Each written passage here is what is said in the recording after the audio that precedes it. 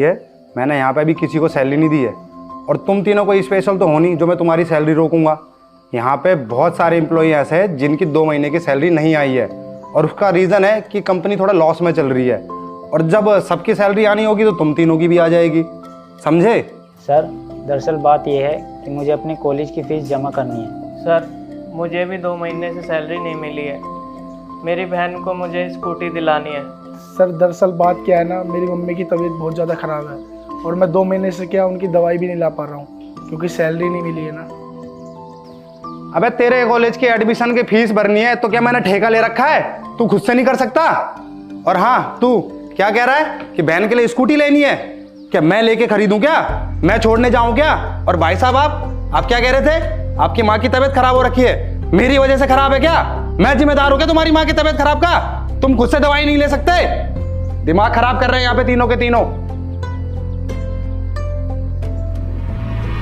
देखो करण, बेशक वो तुमसे ओहदे में कम है, तुम्हारे अंडर काम करते हैं, लेकिन इज्जत तो वो भी डिजर्व करते हैं ना। और तुम्हारा कोई हक नहीं बनता कि तुम उन लोगों से इतनी बदतमीजी से बात करो।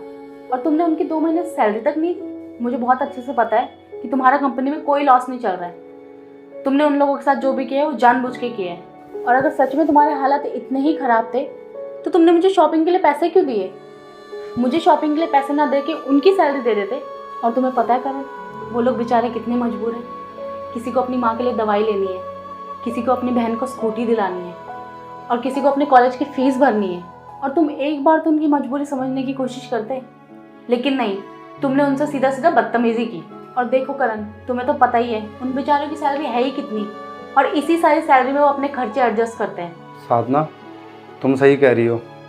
कहीं ना कहीं सारी गलती मेरी ही है। मैंने कभी उनकी परेशानी को समझने की कोशिश ही नहीं की।